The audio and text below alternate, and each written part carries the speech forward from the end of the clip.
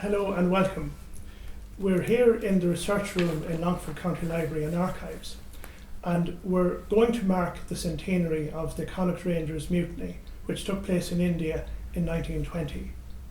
This event is part of the Decade of Centenaries programme for County Longford for 2020. The programme is coordinated by Longford County Library, Heritage and Archive Services. My name is Martin Morrison, I'm the archivist here. Our programme is supported by the Department of Media, Tourism, Arts, Sport, Culture and the Gaeltacht. The Connaught Rangers Mutiny was one of the more unusual events that took place during the Irish Revolutionary period. And we in Longford have more reason than people in a lot of parts of Ireland to mark that particular event, because one of our own, a man called Tommy Devine from Longford Town, was a participant, and he was one of those 14 who was sentenced to death for his part in the mutiny. Now, to discuss the mutiny and all that happened in India, and also some of our other Longford Connaught Rangers, we're joined by two experts. Over opposite me is Danny Tiernan, who is from Boyle, County Roscommon. Danny is the grandson of a Connaught Ranger called William Tiernan, and you might mention something about William as you go along, Danny. Danny was the founder of the Connaught Rangers Association, which is the organisation that has been very strong in promoting the history and legacy of the Connaught Rangers. He's an acknowledged expert in the regiment, and he has given a number of talks on its history over the years, and we're delighted to have you here. Thank you. Next to me on my left is one of Longford's own, Hugh Farrell, who is from Legan originally. He is now living in Longford Town, and he's also the grandson of a participant in the First World War. Hugh is an expert and has a passionate interest in all things military relating to Longford. He is a former chairman of County Longford Historical Society, and he's a major member and participant in events run by the Peter Keenan branch of the Organisation of National Ex-Servicemen and Servicewomen. So maybe to begin with, I'll ask Danny, if you wouldn't mind, to talk about the Connaught Rangers Mutiny, where it happened, why it happened, and give us a sense of the people involved, please. Thank you. Well, the mutiny started in a place called Jalandhar in India, up in the Punjab. The 1st Battalion Connaught Rangers had arrived in India in December of that year, of the previous year, 1919, and had arrived into Jalandhar, and they were there to suppress the Indians. The previous year you had the Amritsar Dyer, Colonel Dyer and the Amritsar massacre, and the Indians, the Indian people, like the Irish people, were staging different uprisings and different protests against the British people.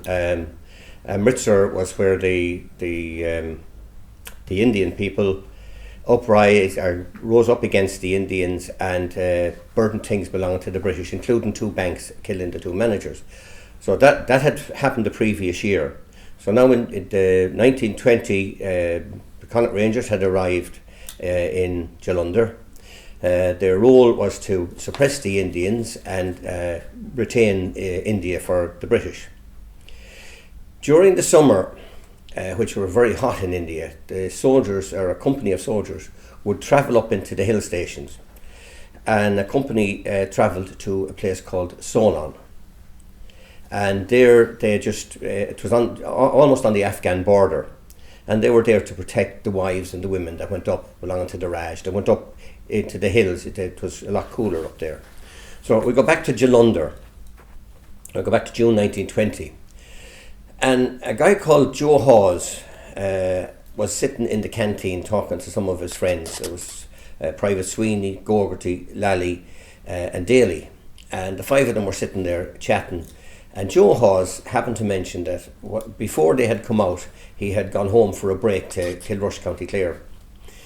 And on his way into a hurling match, which was deemed illegal by the British, he was actually searched by a British soldier.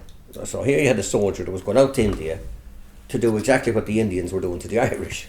So it didn't make much sense to him. And he expressed that to his comrades.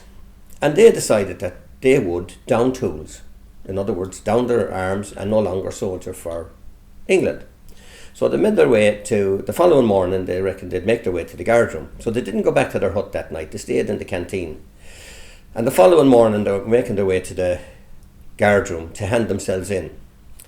And on the way they met Sergeant Morahan. Now, Sergeant Morahan was from Boyle, but he was also the brother of the regimental sergeant major, who at this stage was out on the plains at the rifle range with D Company. So Morahan said to them, look lads, what you're doing is wrong. The way you're going about this is completely wrong. You know, you're not going to get anywhere with it. So he persuaded the four of them to go back to their billets, or their bungalows they were called, and they made their way back. But on the way back, Hawes, Gogarty and Lally and Sweeney changed their mind again, and they turned for the guard room. Michael Daly, who was James Daly's brother, Michael carried on to the bungalow and took no part again after that in the mutiny. So the boys went to the guard room, they handed themselves in. The sergeant of the guard was missing. The corporal in charge says, well look, you know, what do you want me to do? You know, this is, I can't lock you up. But eventually, after persisting for a while and causing a bit of a rumpus outside the guard room, now the guard room would have been an open space. The cells would have been open. In other words, people walking by could see into the cells. So he put the four of them into the guard room anyway till the sergeant came back. So when the sergeant came back, he tried to talk to them, but he was getting nowhere with them. So as other companies were coming back from breakfast, they saw the guys in the cell, and of course curiosity got the better of them, and they all went up to the cells to talk to these guys and see what was going on. And they were telling them that they were no longer soldiering for Ireland, for the British, while the British were doing in Ireland what they were doing in India. So that was the start of it. Then Colonel Deakin came and he spoke to the men, and he tried to persuade them that with the colours, talking about the colours and the victories, the Boer War, the Great War, the different battles that they had taken place, including Gillymonteginchie, which was a famous one for the Connaughts in the First World War. And he almost had them persuaded. But Joe Hawes stepped forward and he said to the colonel, he said, sir, all the honours on the flag are for England, but the one that we do today is for Ireland. And that stopped them from going back. That's put a big wedge between the colonel and the boys. So anyway, they were marched back, they were put into a hut or billet, bungalow number 5, and anyone that wasn't a part of the mutiny could move to a different bungalow. So they set up their own guard and their own system. They went off then and they went down to the bazaar and they bought material, and they got some of the Indians in the bazaar to make up a tricolour. They made up 2 tricolours. And they flew the tricolour over Victoria Barracks in Jalandhar. Now that to the English was like a red flag to the bull, as they say here, because the Indians, as I had explained earlier on, had just come out of Amritsar, the Amritsar massacre. There were elements like we had here at the time, you know, the Fenians and that. There were elements of that type of protest. They didn't have weapons. And the sight of this strange flag on a British cantonment, the Brits were afraid would actually escalate the feelings or get the feelings going again in the Indians that they had at this stage suppressed to a point. So the negotiations were going on to see if they could stop the mutiny, get the flag down. Now they also put a flag on top of bungalow number 5, which is where they were staying. So several officers had come. Colonel Alexander had come to try and talk to them, and he told them, "Look, lads," he said, "give it up now. Look, let's, and it'll be forgotten about. There'll be nothing about it. You'll get paid tomorrow as usual." But the boys didn't give up. Now that was day 2 of the mutiny. On that day, 2 guys decided, on their own bat, to tell C Company, members of C Company that were up in Solon, up in the hills, to tell them about the mutiny. So 2 guys, one called Keenan and the other called Kelly, made their way on the train up to Solon, which was about 200 miles from Jalandhar. Now they had to be very careful because obviously they were going to be taken off the train if they were found. So they made their way up and eventually got to Solon. But they didn't get off at the station. They got off before the train actually stopped in the station. They jumped off. And they made their way around to the barracks by following the railway line, because the railway line went round at the back of Solon station and into a tunnel. And they came back up, and they came up at the back of Hut 27. And in Hut 27, they met Daly and Charlie Corrigan and a few more of the boys.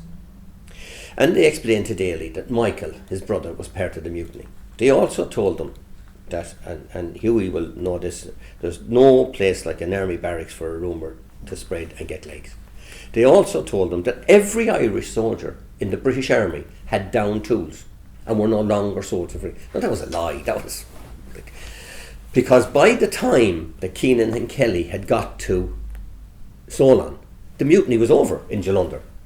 It had finished. They had come to an agreement. The weapons had been handed in. They were put into Bungalow 7 or Bungalow 5 on the third day before they were going to be marched down and taken away by the South Welsh Borderers and Seaford Highlanders, and taken away to a camp outside the barracks. So the boys in Solon told the Keenan and Kelly told the boys in Solon all about this massive mutiny throughout the British Army that wasn't happening at all. So the two, Keenan and Kelly, were in the barracks for about a half an hour when they were taken prisoner and shipped back straight away to Jalunder. Now when they arrived back in Jalunder, they weren't put with the mutineers, they were put in the artillery lines guard room. James Daly and the lads in the bungalow had a bit of a meeting, and they decided that evening that they were going to go up to the officers' mess and they would meet the officers and tell them what they were going to do. They made their way up. The Daly formed them all up on the square. Now this is the private in the army, remember. Private. Formed up all the NCOs and men that were taking part in them, or going to take part in down tools, whatever. And they made their way up to the officers' mess. And they asked to see the colonel. The colonel wasn't there, but the highest ranking officer was Deacon. And it wasn't Deacon now, his name escapes me, it'll come to me in a second. But anyway, he came out, he stood on a chair and he spoke to them. And he told them again something similar to what they were told below in Jalunder, the honours of the regiment, and what they were doing was wrong and they weren't going to get anywhere. So they decided that, he said to them, look lads, he said, rifle drill tomorrow morning, see you on parade. Called them to attention, nothing happened. Again, he called them to attention, nothing happened. Daly calls them to attention, right turn, quick march, and they all come to attention, right turn, and they march back to the bungalow. Now here's the captain, Badham was his name, sorry. Captain Badham. Badham was standing on a chair, giving orders to troops that were ignored. There was a private on the ground, giving orders to troops that were responded to, or acted upon, whatever you want to use. Badham at that stage knew that he had lost all control. Control had gone. So the following morning, on the square, the soldiers did not turn up. They weren't. They stayed in their hut, as they were told in Jalunder as well. As Hawes told them in Jalunder, go to your bungalow, do not turn up, don't take any orders from officers. So Daly set up a guard to patrol around the camp and look after the canteens and that, and make sure that there was no loitering, because they wanted it to be as peaceful as possible. Father Baker then arrives on the scene. He was the chaplain. Father Baker was asked by Badham and them to try and get the arms off the soldiers and get them put into the magazine. Now, in a cantonment like that, the rifle rack would be in the billet, and each soldier's rifle would be in the rack, and it'd be chained up with a chain going through the trigger guard. And they would have 50 rounds of ammunition each. So they wouldn't hand up the weapons at first, but then Father Baker persuaded them, and he said, look, what you're doing now is wrong, so let's kind of minimise the problem. We'll hand over the weapons, we'll hand over the ammunition, and we'll say, but this is a peaceful protest, we're not soldiering anymore, so therefore we don't need them. Or maybe words to that effect. The weapons were handed over, locked in the magazine. There was 4 members of the mutineers, as we call them at this stage, put on guard, along with members of the band who had nothing to do with the mutiny, they were appointed to guard the magazine as well. Because again, remember the Indian scenario. So that evening in the canteen, Daly didn't drink. Now let's get that clear. Daly was a teetotaler. But you'll always get, Hughie will know this as well, sitting in a mess, you can imagine a young lad, 18, 19 years of age, leader of a mutiny, and an old guy up on the bar having his pint, and he said, Daly, fair play to you, you're a mutineer and you've handed over your weapons, what are you going to fight with? And they galled him, and he was a bit of a hothead. And he saw where they were coming from. They went back down, they got their bayonets, because their bayonets were part of their kit, got their bayonets and decided to make a charge on the magazine. Now, some books will tell you there was 40, some was 50, some will even go up to 100. Charlie Corrigan, the Lord of Mercy on Charlie, who was part of the mutineers, he was the man that broke open the chain, the lock on the rifles in the hut. Charlie told me that there was about 20 to 25 of them. That's all there was in it. And most of them had drink on them, bar a few. So anyway, that evening they decided to make the charge up the hill to the magazine to get their weapons back.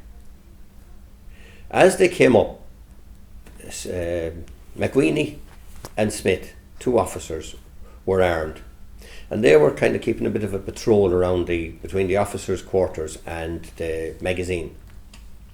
And they heard the boys charging up the hill, roaring and shouting and screaming. And they fired shots in the air. But the crowd kept coming. And somebody shouts out at the crowd, "It's only blanks they're firing, lads, keep going." And they fired into the crowd. And they wounded Eugene Egan from Claremorris. And they killed a guy called Private Smythe. He was from Dundalk. Now, he had nothing to do with the mutiny. He was coming back, he was an old soldier, an old sweat. He was coming back from the canteen, making his way to the billet. And it was a shortcut over from the canteen to the accommodation, was round by the magazine. And he got shot there. Now, Father Baker arrived as the shots were being fired, and he stood between Daly and McWeeny and Smith and the guard, and he said, "Look, lads, stop. You know?" Now, they saw Eugene Egan on the ground wounded. At that stage, they hadn't seen Smith over it. But Peter Sears, again from Claremorris, picked up his bayonet and made a charge at the magazine. And one of the officers, I'm not going to name him, but one of the officers fired a shot at point blank range. And if anybody remembers the 1970 RTE documentary that was done on the series, the officer, McWeeny, said of Sears, for all intensive purposes, he committed suicide. And as soon as that shot was fired and Sears hit the ground, the mutiny was over. The boys went back to their hut. Everything that they had set out to do had been destroyed. They were taken, again, the South Welsh Borderers and the Seaford Highlanders arrived in Solon and took over the camp, and they marched them back. And they were brought to a place not far from, about 5 miles from Jalunder, where they were encamped in a compound of barbed wire and bell tents. And in there was nothing to lie on except the ground. So you had all the insects coming out of the ground that would bite or whatever, and they got disease, they got typhoid, they got dysentery, you know. Now, sir, the doctor, Dr. Carney, arrived, and he had a look, and he wrote to the army headquarters, and he said, "Look, these men are living in fierce bad conditions, what you're doing is wrong." And there was nothing about it. And he wrote again the following day, and there was nothing done about it. But that evening he wrote a third letter, and in that third letter he used the word inhumane. The men were living in inhumane conditions. So the army headquarters sent for him, and they asked him to remove the word inhumane, and he refused. The following day they were taken out. So they were basically had two full 24-hour periods in this camp, whatever, and they were brought back into a pre-prepared bungalow in Jalunder. Now, there was several incidents where they were taken out and they were brought back and they were threatened to be shot. There was 20 of them taken out, and they were brought back and they were told, you know, come on, go back to soldier and this will all be forgotten about and blah blah blah. No, they wouldn't give in. So what happened was they were taken to a place called Dagshy Prison, which was about 5 miles from Solon, and they were put into Dagshy. Now in Dagshy, it was soldiers that was guarding them all along. In other words, they're equals. They weren't military police. The soldier doesn't accept a military policeman to be his equal. He's his enemy. But anyway, even today, I think. But anyway, they weren't allowed different things. They did get paid, by the way. They did get paid, and they had to buy everything. But it was very hard to get things when you couldn't get out. So the guards used to, who had a certain element of sympathy for them, used to light cigarettes and they'd accidentally drop the cigarette on the ground, and the boys would pick it up and they'd pass it along and they'd get it puffed that way. And at one stage they broke out of six of them broke out of Dagshy, made their way to Solon, robbed the canteen and got back in again. And it's a great story, but anyway, they got back in again, and there they remained until the court-martials. There were 69 of them in Dagshy prison on court-martial. There was 14 of them sentenced to death. There was 13 of them commuted to life with penal servitude and discharged with ignominy. And the one man that died was James Daly. James Daly's execution was carried out. Now, before James Daly's execution was carried out, his brother was sent back to England, discharged from the army, and sent home to Ireland. And he later on joined the Irish Army.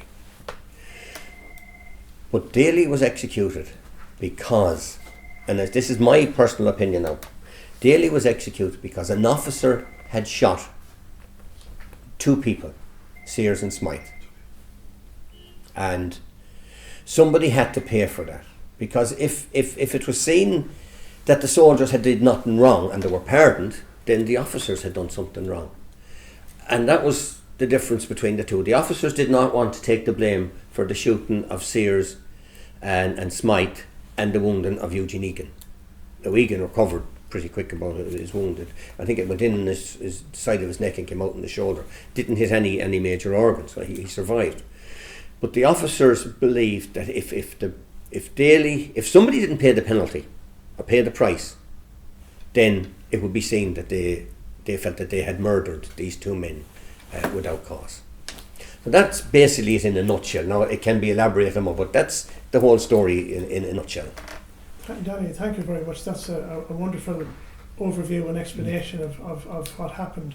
I'll turn to Hugh and ask, can you tell us a little about Tommy Devine's part, and tell us about Tommy Devine's career, because I know he had a long military career apart from his... He had indeed, yeah. Well, Tommy was born in Longford in Geraldine Terrace in 1894, and his father Thomas was also a Connaught Ranger. You probably came across him, Danny. His mother was Anne McNally. When he joined the Connaught Rangers, like his father, around 1912, so when the Great War started, Tommy Devine was already a soldier, and the Connaught Rangers were one of the first to take the brunt of the German attack at Mons. So Tommy was at Mons when the Germans attacked, and Mons was a famous battle because anyone that survived it were known as the Old Contemptibles, because the Kaiser had said that he would roll over the contemptible little army, and those boys gloried in the name. Anyone that got the Mons Star, it was a famous medal to have, although it was the same medal as the 1914 Star. There was no different in it. Tommy Devine went through the war up to 1915, and then he was wounded and he suffered from gas inhalation, and this caused him to have a speech impediment for the rest of his life. He was an unusual character. Soon after, in 1918, he joined Royal Air Force. This seemed to be a way back into the army for a lot of fellas, and I've came across a huge amount of people that have joined it in 1918. Soon after that, again, he was back in the Connaught Rangers. he rejoined the Connaught Rangers. So if you look at his medal card, you'll see he has 3 numbers on it. He was posted to India and he was stationed in Wellington Barracks that Danny is just after telling us about in Jalandhar when the mutiny started. He was a very strong believer. Whatever he believed in, he was very strong into it. So he believed in the mutiny, and I think the reason was because a lot of the boys as well were getting letters from Ireland telling them about black and tan atrocities in this country. So that would have been another reason why they were so strong. Tommy, he must have taken a fairly active part in the mutiny because, like Reilly, he was sentenced to death. And he was held in Darshire prison as well. But his death sentence was communicated to Life imprisonment. Life imprisonment. And soon after he was sent back and he spent time in Portland and Maidstone in England. But a couple of years later the Connaught Rangers and a lot of the Irish regiments were disbanded. So Tommy let go back in Ireland. As soon as he was back in Ireland he joined the newly formed Free State Army here. So he spent a couple of years in the Free State Army and then he was demobbed because it would have been huge during just after the Civil War, but then there was no need for so many soldiers, so a lot of them were let go. In the meantime, Sean McCone and a few of them were working on pensions for some of the Connaught Rangers mutineers. Now they got it very hard to get a pension because anyone that reads those pension letters will find out they went through hell. I'm sure Tommy Devine didn't bother that much. Someone was probably writing letters for him. But eventually he was granted a pension of 10 shillings a week, and when they went to pay him, he was in Madrid in the Spanish Civil War. And he spent some time in Spain and he came back, and you hear people talking about the soldiers that went to Spain with O'Duffy were not soldiers. They were just glorified civilians that went out for a good time. Well, I've researched 26 of them from Longford, and every one of them had served either in the British Army, the Irish Army, the IRA, the Civil War, War of Independence. I didn't see any of them that wouldn't qualify as a soldier. But Tommy Devine came back from Spain then, and as soon as the Second World War started and the emergency was declared here, he joined the 17th Battalion, which was a regular battalion at the time, and he was stationed in Donegal. So he was back in the army, he was a boarding soldier, and after about 2 years in the 17th Battalion, due to circumstances at home, some of his relatives were sick, he was discharged on, what would you call it? Compassionate grounds, yeah. And he came back to live in Longford. He was well known around the town, in fact very well known around the town. He would have attended a lot of the, even though he had left the British Army, he would have attended some of those commemorations and that. He died in 1964 in Harbour Row. They were living in Harbour Row then. He's buried in Ballymaccormack Cemetery, and the late Peter Keenan, you would know him well, Danny, he set up a fund to raise money to put a suitable memorial over the grave of Tommy Devine. There's a fine Celtic cross, you'll see it in the image, over his grave now, and it's looked after today by the members of the local branch of the ONE, the Peter Keenan branch is named. So that's the story of Tommy Devine. And Hugh, there were other Longford men who served in the Connaught Rangers, probably many over the history of the regiment, but can you tell us about Philip Klein, who's one of the more unusual ones? Yeah, I can tell you a little bit about Philip Klein. Now, I knew Philip well, and indeed Danny knew him, interviewed him I think on a couple of occasions. I never interviewed him, but I used to get plenty of information out of him. I often had to drink with him. And Philip was I think he was 98 when he died, Philip Klein. So he would have been nearly, if not very close to be the last of the Connaught Rangers to die. And Philip was born in 1898 in County Mayo, and his father was a music teacher, a German music teacher. And they moved up to Longford, and in the 1911 census they're living in Ryan in Connaught. And Philip joined the army down in Cork, or he joined in Boyle first in the Connaught Rangers, according to the records. And then he was stationed in Cork, and his family began to doubt, I think at some stage, that Philip had actually been in the 2 world wars. But they need have no doubt about it, he was in them, because after doing a lot of research we found a record. We found his medal card, which you can see here, and the medal card shows that he served with Sutherland Highlanders. Seaford Highlanders. The Seaford Highlanders he served with. The reason for this was probably the Connaught Rangers had been decimated at Mons, and battalions would have been reformed after that.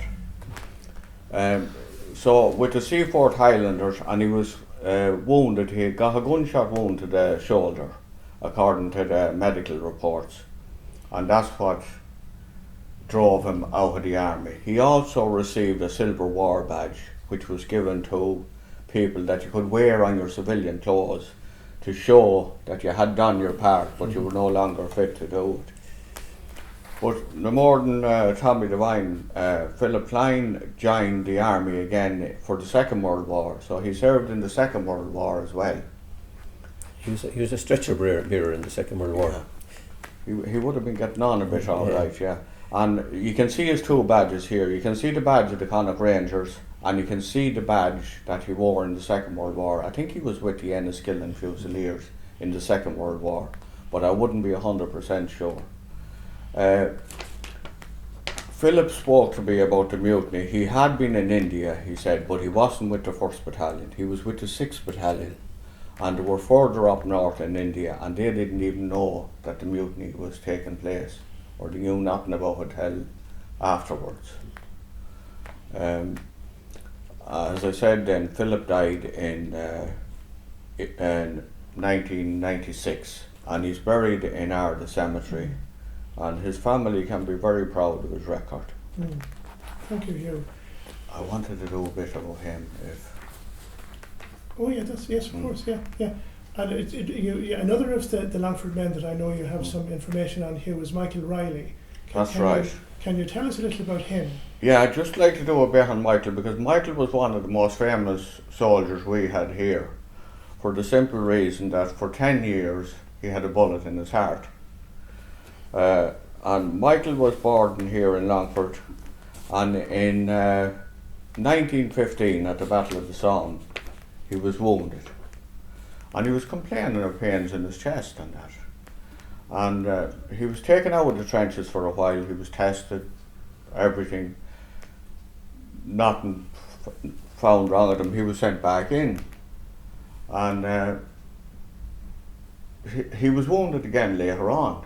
And when he was wounded again the second time, he was taken out of the trenches again. He was put in the Labour Corps. This was where they put soldiers that would have been lightly injured, and to do jobs like bringing up ammunition and the like of that. But Michael still kept complaining about a pain in his chest. It was 1925 though, however, 10 years after, when Dr. Mary Farrell decided to send him up. She discovered that there was something there. She sent him up, and he had another x-ray, and they discovered there was a bullet in his heart, lodged in his heart for 10 years. So he was sent to England. It made papers all around the world, this story of this soldier with a bullet in his heart. He was sent to Roehampton, where he was operated on, which was a tricky operation at the time, to remove the bullet, which you can see here. The bullet is held now by a member of the family. The bullet was taken out of Michael in 1925, and he lived till 1944. He died at his home in Legion Terrace in 1944. he probably was one of the most famous of the Connaught Rangers after all he went through. So. An extraordinary story indeed, yeah. Maybe to finish off with, I'll ask the two of you to give us your thoughts on how you see the Connaught Rangers mutiny, the importance of it, and have we done enough to remember it as well? I think that's another important question. Maybe Danny, I'll ask you first of all. The one thing that strikes me about the mutiny is it's the only action to take place for the fight for Irish freedom outside the state. It happened thousands of miles away in India, where nobody really knew anything about the Irish. But just the mutiny itself brought an Indian connection to it, because Gandhi visited the prisoners when they were in Dagshai, and Val Delaney, who talks about Gandhi coming to visit them. Now, if you look at the Indians had a certain amount of sympathy for the Irish, and they took a lot of what the Irish gave and had to offer. And even if you look at the Indian flag, it's the Irish flag the wrong way around with a wheel in the centre. So it gave us a connection with India. The mutiny itself was kind of ignored, or was used as a political football for a while. Like if you take, it wasn't until 1936 till the Connaught Rangers Pension Act took place that they actually got anything. So they were practically fighting from when they came out of prison in 1923 to 36. So you're talking 13 years fighting to get a pension for their stand for Irish freedom, which was not recognised by the state. It wasn't recognised as a stand, and several politicians during the debate would have argued that, well, you know, it had nothing to do with the fight for Irish freedom. You know, whereas the boys, Daly been executed, and the boys from Ireland that actually mutinied, or for the boys from the West, would argue that it was, because that's what it was all about. They downed tools because of what the English was doing in Ireland. So I think they lost out a good bit. They weren't recognised, and nobody felt anything for them or offered them any kind of sympathy or anything. They were mutineers, and that can be seen when they came back looking for work as well. They weren't offered employment. Although, as Charlie Kerrigan told me, we were offered, hands were shaken and we were cheered, and, you know, great, we got off the train and everybody welcomed us back. Nobody gave us a job, he said. I can remember him, I can still hear him saying it. They shook our hands and they told us we were heroes, but not one of them would give us a job. So I think they were disappointed in the way they were treated and what happened afterwards. I'd say they were very disappointed. Hugh, would you add anything to that? How do you see the mutiny 100 years on? Yeah, I see it much the same way as Danny sees it, all right, but it probably made people more aware of how many Irish people were serving in the British Army as well at the time, because it was a thing you never really hear much. Years ago, when you heard about the First World War, you never heard that there was 250,000 Irish in it, you know. So another thing about it was, it done the English a lot of harm. It didn't do the Irish any harm, it done the English a lot of harm, in that the regiments, 4 or 5 of the regiments were disbanded. The only regiments that were kept on was the Irish Guards and the Northern Mod, the Enniskillen Fusiliers. The Royal Irish. Royal Irish, yeah. And those famous regiments, like the Leinster Regiment, the Connaught Rangers, the Munsters, all those were disbanded, and they were a great recruiting ground for soldiers all the way through. So it would have affected them in a big way, the British, in attracting Irishmen into the British Army. And of course, the Irish in you mentioned the First World War. The Irish in the First World War were to the foremost. Like the first VC was won by Maurice Dease, an Irishman from Mullingar. The last VC was won by Martin Moffat from Sligo. And in between there was several. And it was the Irish that were to the fore, and the Irish that put their heart and soul, if one can use that terminology, into the fight to make sure. And as you mentioned, the 2nd Battalion, the Connaught Rangers that were wiped out in November 1914, you know, they were the rear guard action to let the rest of the troops back, you know, from in the famous retreat from Mons. So you know, the Irish were a formidable force, and I think the way they were treated afterwards was, you know, and again, if we look at the Amritsar thing, the way that Dyer shot went into the square, which was bizarre. I think Dyer was an Irishman. He was an Irishman, yeah, Mayo man.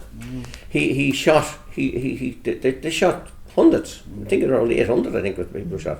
And then look at Bloody Sunday, and compare the two actions. There was no difference, you know. So they were treated. The Irish were treated very badly, even though. And Hughie mentioned, you know, the disbandment in 1922.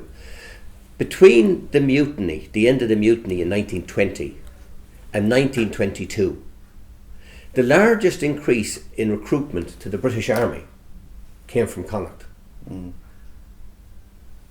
There was 1900 and something, almost 2,000 recruits had left Connaught and joined the British Army in that year and a half between the end of the mutiny and the disbandment under the Geddes Act in 1922. The extraordinary thing about it was, I suppose, that during the Second World War, then we were neutral. Yes. That 100,000 Irish men signed up. But you know, Hughie, sorry for cutting across you. You know, Hughie, if you go back, just look at the record of. Do you remember the famous AWOL folder that came out about Irish troops who had left the Irish Army, hopped across the border, joined the British Army, went to the Second World War. Now, I did a little bit of research on some of the guys from Boyle, and actually there was a family where my mother and father were living when they came to Boyle. The family before them, their father had gone off to the Second World War. Most of the guys that the Irish Army used the word deserted. The Irish Army. Most of the guys that left the Irish Army and joined the British Army during the time of the beginning of the Second World War also had connections to soldiers prior to 1922, to British regiments. Their families had. There was a long connection there and a long history. And I think that is true of a number of Longford soldiers, those who served in the British Army. Some of them went on to have careers in maybe the Irish Army later on, and some of them came from military families where you could have had 2 or 3 generations. Am I right in saying that's that? Right. There was a great one there. Martin O'Connor gave me a story about Dermody from Portendring, and he joined the Chindits, but he was in the Irish Army. He was a sergeant here in the Irish Army in 1939, and himself and half the platoon left and went to England and joined the Liverpool regiment. They were the crowd that made up most of the Chindits. Yeah. He ended up on the 2 Chindit expeditions in Burma. He was one of the only few soldiers that did, because he was supposed to be a great man to handle mules and horses and that, and he was also a great jungle fighter. But he was wounded at a place called Pagoda Hill in Burma, and he died in India. He's buried in India. There are nearly, one could say, nearly more soldiers, more men from Ireland buried on foreign soil than there are soldiers buried here. It's a good show, man. Yeah. We have 3 in India anyway. 2 from the First World War, and your man, and probably more if we only knew.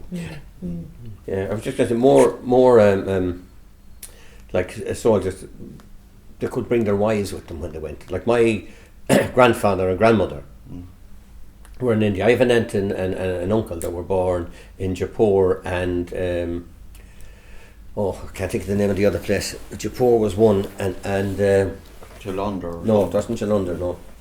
No, and they were born out there, and they were educated out there, and I have a book that my aunt gave me. It's on geography, and it's stamped inside library of the Connaught Rangers School. That's a good one. Extraordinary, amazing. So the cantonment was where they lived was actually it was a little city within a city, or a town within a city, because it was bigger than the village. Right. Yes. You know, because you could have 8,000 or 9,000 people. Yes. Yeah. You know, in one of those the cantonment, especially in Jalandhar, that was a massive place altogether. You know, and it's actually from Jalandhar that Dyer came. That Dyer left Jalandhar to go down to Amritsar for the massacre. He marched his Where did you say he was from? I think it's from Mayo. Mayo, right? Yeah, there was a I, lot I, from I, Mayo I'd, and, yeah. I'd send you the.